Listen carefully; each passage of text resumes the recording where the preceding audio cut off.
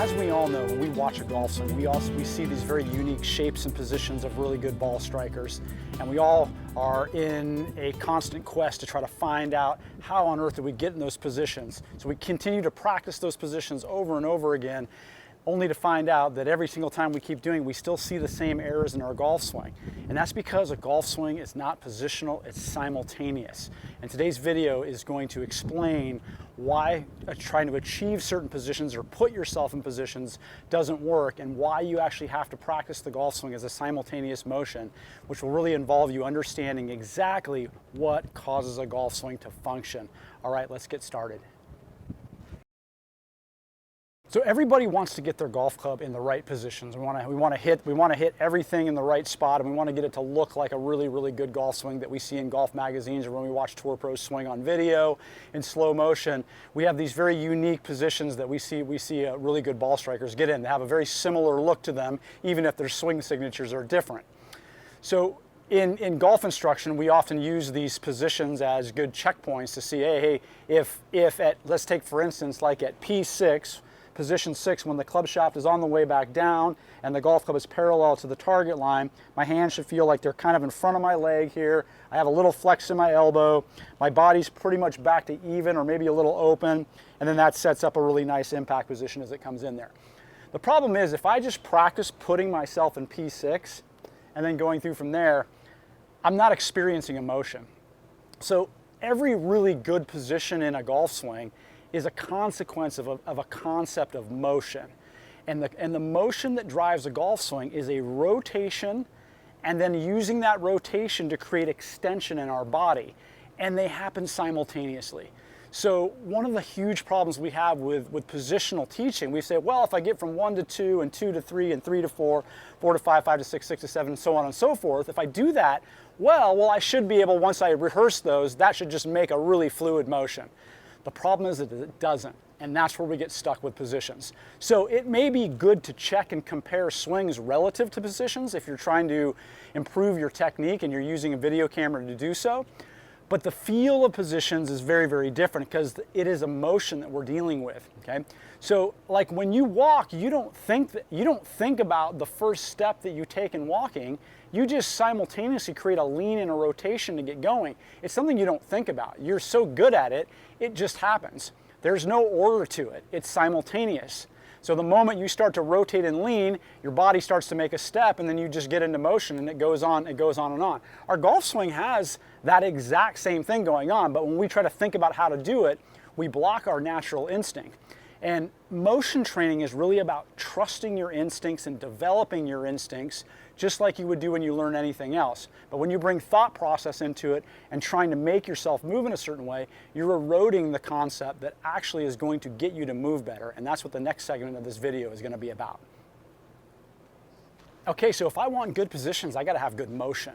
So I need to understand the motion of a golf swing and what I'm actually supposed to do that's going to enable the positions. Because if you ask a tour pro that has a really nice golf swing and hits the ball 300 plus yards, they're not going to be able to tell you how they got to their positions. They're going to have some very general abstract feels, but they're not going to be able to tell you a lot about what they're doing. Their teachers might be able to do that though, and we'll be able to say, well, yeah, we've been working on getting him a little bit better at this position. But the reality is that's a motion change and an intent change. So our intent to move is really what drives it, and then you need to have a very good understanding of how motion works. So in our universe, motion is simultaneous. For every action, there's always an equal and opposite reaction. When we're talking about angular, or we're talking about rotational physics, so our body is this mass that we can send into a rotation around our spine or around an axis of rotation, and our body has masses that will change shape, basically at the joints of our bones. We're going to utilize that motion as what creates the power in the direction of a golf swing, and it's all simultaneous. The problem is, again, when we think positionally, we think sequential, and we start trying to find order in things, but you're not sequencing muscular movement, you're not sequencing anything really, you're just moving. So what we do in a golf swing is we turn back, swing the golf bag back around our body into a position where we're going to be able to do two things that are actual simultaneous in nature: rotate and extend. So as I'm rotating, I create motion that will actually extend the limbs and the levers of my body naturally, and the golf club. And the change of shape of my body, which is probably a little easier to see here, the change of shape makes the club head expand farther and farther and farther. It's what we call expands the radius of rotation. Anytime in a body, like in our basic mass here, a body that will extend, as it gets farther away, it speeds up. Okay, so the point farthest along the radius is going to have the highest degree of speed relative to the spin. That actually in turn slows down the spin. So all we really need to do is get it moving, and then inertia unfolds the golf swing for us. But it doesn't work if there's not an equal and opposite. So for every bit of momentum pulling away from me in one direction, there's an equal and opposite in all directions happening around my body at the same time.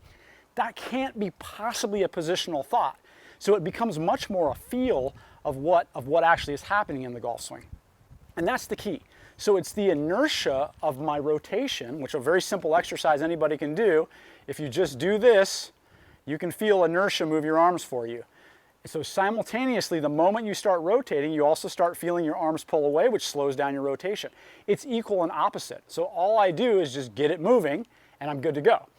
So same thing with a golf swing. Once I get it moving, it extends my arms in the direction I want it to go. So this is the practice and the skill piece, is I've got to learn how to get that to arrange itself and align itself to a golf ball. That's what creates the positions that we see. Because our bodies do, even though we're all built a little differently, a little longer legs, a little more stout, a little more skinny, a little taller, a little shorter, our joints tend to function the same way. So we see a similarity, yet a signature difference between players. But when I'm at the top of my swing, my arms are folded in, I've made a rotation. If I start rotating, I have to rotate everything, okay? If I rotate everything and I don't try to make the golf club move with my muscles, inertia will extend this. But for everything that's happening this way, something's happening in the opposite direction. So there's a continuity in the motion. So you don't have to like shift and then stop and then swing the golf club with your hands. You have to learn how to extend the golf ball as a result of rotation. So that's what we need to conceptually learn how to do. That has a very unique feel to it because you can't feel inertia. So it's going to be the absence of resistance, is probably a really good way to put it, that actually is going to give you the positions you want in a golf swing. So for instance, if I start my swing and I try to shift my weight aggressively, which is a pretty common problem in mid-handicappers, I've put a lateral move in my swing, and then I'm going to have to kind of kick that back up with my hands and my arms.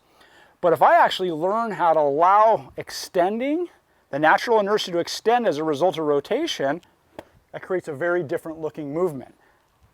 And when I do that really well, it's a simultaneous action. I can feel lightness here, so I can feel like an absence of weight here, and I feel an absence of resistance here. But boy, if I pull this down, now I feel resistance down here, okay? If I jut this out, now I feel like I have to create some resistance here. So I need to get rid of this idea of trying to put the golf club in spots and actually master my ability to create rotation and extension simultaneously. That is something, unfortunately, you can't see with a golf club, but you can see with the Pro, and its unique design allows you to do it. The rigidity of the golf club creates a major blocking point to feeling it. You can feel it with the golf club, but you got to know what you're looking for. When you swing your Pro, because we're using inertia to accelerate the swing, the inertia of the swing has a very specific pace that you can do it at. And then the lightness of the Pro forces you to go at a pace where you can really start to interact with the feeling of it extending. So I know that I'm letting the extending of inertia driving my swing in that weightless feel if my Pro is in a straight line. But if I see I'm putting an angle in the Pro at any point in time, I'm now trying to use my muscles to speed the golf swing up. And that actually is exactly what gives us the funny positions that we were trying to get rid of our golf swing. But if I use inertia to move my swing and I keep my Pro in a straight line, I'm teaching my body how to extend the radius and rotate at the same time. And when I get it right, the Pro stays straight, I can see that it's working, and I actually can feel that same lightness. So what I'd want to do with my golf swing is I want to move it in the same way. I want to feel like I'm creating the same type of movements. And I'm allowing the rotation and the extension to have that simultaneous feeling, and that's what gives me really, really good golf swing positions. All right, so in conclusion, we struggle with positions because a golf swing isn't sequential, it's simultaneous. Its simultaneous nature has an equal and opposite, it has equal and opposite forces, always offsetting as we're rotating. And what creates the shape of the swing and the positions we like is our ability to let it extend relative to inertia, which, in using our positions, as we get down to P5 here, that's why P5 looks like this, where there's still some angle back. 6, it pulls away from us farther. And then finally 7 looks like so. There's your positions. But that's all happening because we learn to let inertia drive our golf swing, and we learn to take advantage of the way our bodies can change shape and the way that we rotate. So get out there and get yourself a pro and figure out the kind of magic and the lightness that we have when we trust the rotation and the extension of our body like we do in all other motions we use. And that's what's going to ultimately allow you to have really good positions, but more importantly, the feel and not so many kind of thoughts going on in your mind, just the basic feel of how to move to get the golf club to perform the way you want it, to get the golf ball to do what you want it to do. All right, hope you guys enjoyed that. Please hit that subscribe button on YouTube, and we'll see you all next time.